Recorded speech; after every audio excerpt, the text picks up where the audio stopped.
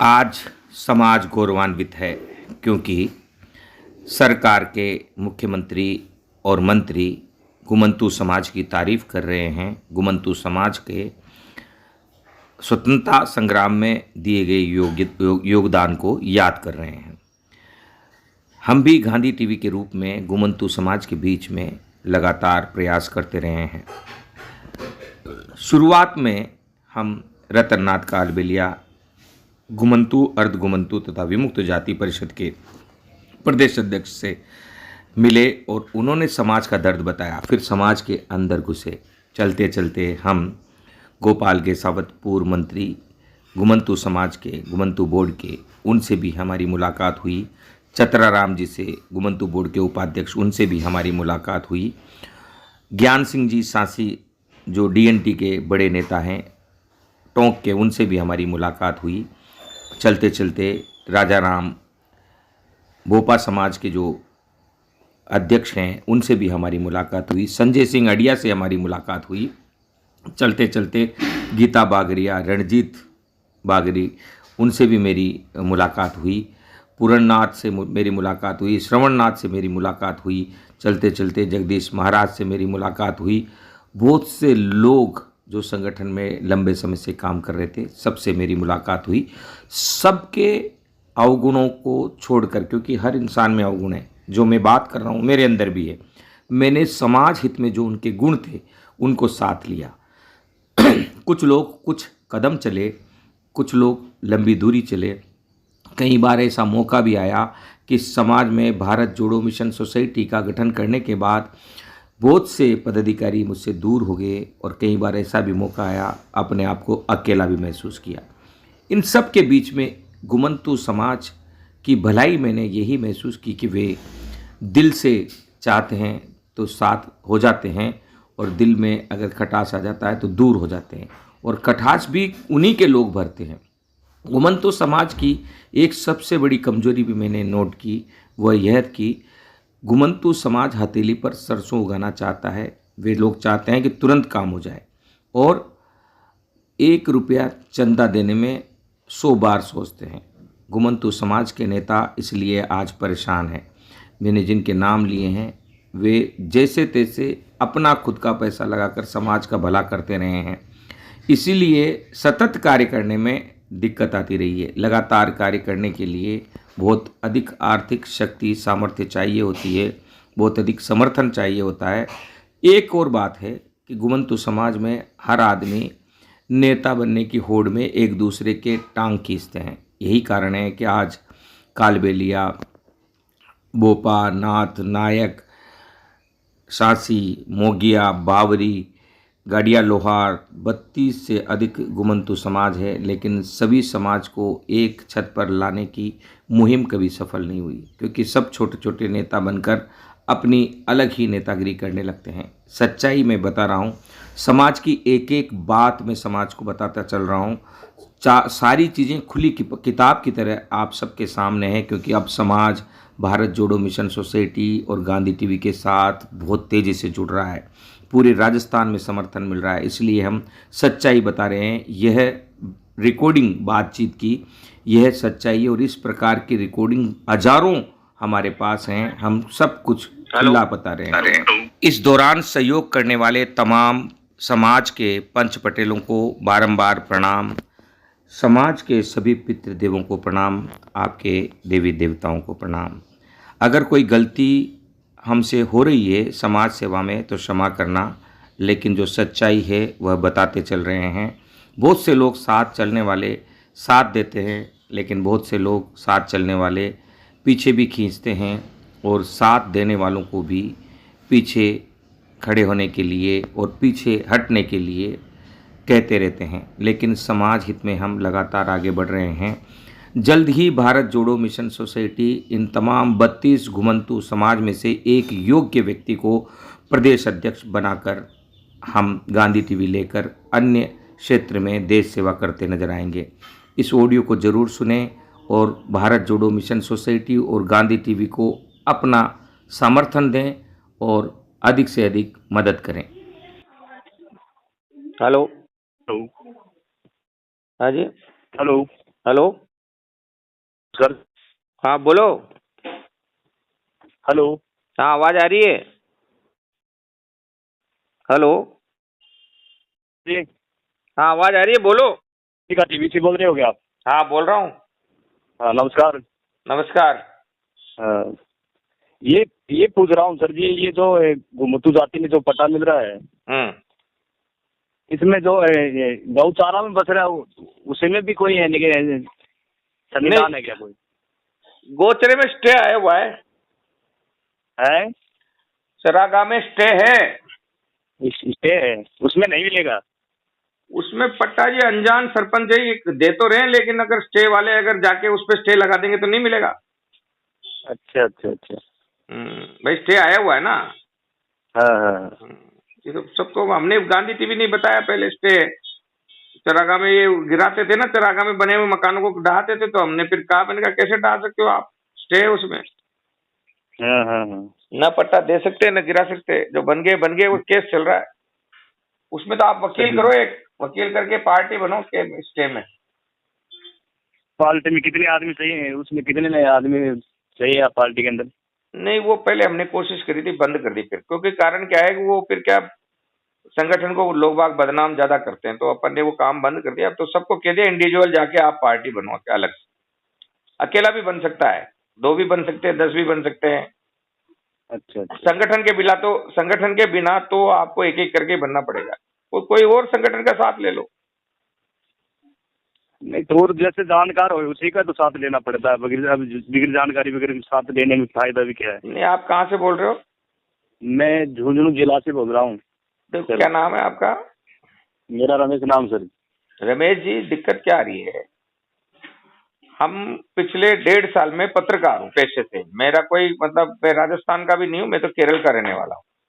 अच्छा अच्छा अच्छा। है ना, नाडार है हम वहाँ के घुमंतु रहे, तो हमें दर्द है कि भाई यहाँ घुमंतु लोगों को न्याय नहीं मिल पा रहा अभी तक, देश आजाद होने के इतने बाद। संगठन बिल्कुल बिल्कुल। बहुत सारे संगठन है, 30 30 40 सालों से संगठन वाले काम कर रहे हैं पट्टों के लिए, सबके लिए, तो वो मिलता नहीं है। पट्टों के आदेश जरूर आते हैं, लेकिन पट्टे दूसरे समाज के ले जाते हैं, अपन को तो मिलता ही नहीं था। तो मैंने बिल्कुल फिर बिल्कुल। प्लान किया कि भाई हमारे नाम से ही पट्टे आए अलग से। हम्म। हमने 1.5 साल विधिवत तरीके से, सिस्टमाइज तरीके से काम किया। हमारी बात मोदी जी तक पहुंची, मोदी जी ने, अमित शाह जी ने हमारी फिर बात दुर्गादास जी से करवाई। दुर्गादास जी जो घुमंतु प्रकल्प के राष्ट्रीय अध्यक्ष, अच्छा। उनके सामने हमने पूरी बात समस्या का तोड़ भी रखा कि भाई ये समस्या का तोड़ क्या है, ये समस्या हल कैसे हो। तो उन सबके प्रयासों से, संगठन के प्रयासों से, समाज के और हमारे पदाधिकारी जो भारत जोड़ो मिशन सोसाइटी हमने बना रखी है, उन सबके प्रयास से ये देश के आजादी के बाद पहली बार घुमंतु समाज का अलग से आदेश आया। जी। और आदेश भी अभियान चलाकर आया, तो वो सब ढूंढ ढूंढ के पट्टे दे रहे हैं। तो इस बीच में ये चरागा वाला मामला आया था, तो हमने फिर एक वकील से बात की, तो उसने कहा कि ठीक है मैं लड़ लूंगा। तो वकील को लेके गए, हमने मीटिंग करवाई। वकील अच्छा। सामने बैठा, वकील ने कहा कि भाई मैं एक आदमी से ये इतना केस, इतना पैसा लूंगा, और कम से कम 200 300 लोग हों तो मैं लड़ लूंगा सुप्रीम कोर्ट तक। अच्छा। वो क्या है, संगठन में हमेशा दो प्रकार के लोग चलते हैं। एक तो क्या, संगठन को दिल जान से मदद करते हुए आगे बढ़ाने वाले, और एक दिल जान से मदद करते हुए संगठन को खत्म करने वाले।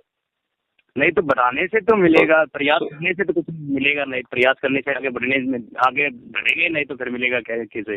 हाँ, तो उसको फिर हमने क्या करा, हमने प्रयास करा, वकील को बिठा के बात की, सामने बैठे थे, लेकिन उसके बावजूद क्या है, संगठन को बदनाम कर दिया गया। यार संगठन पट्टों के लिए पैसे मांग रहा है, ये गलत प्रचार कर दिया। जबकि हमने कभी पट्टों के लिए मांगा ही नहीं। हमने कहा था कि भाई स्टे जिसके पास है उसको खुद का वकील करना पड़ेगा, अगर संगठन का वकील भी करोगे तो हमारे पास फ्री का वकील नहीं है।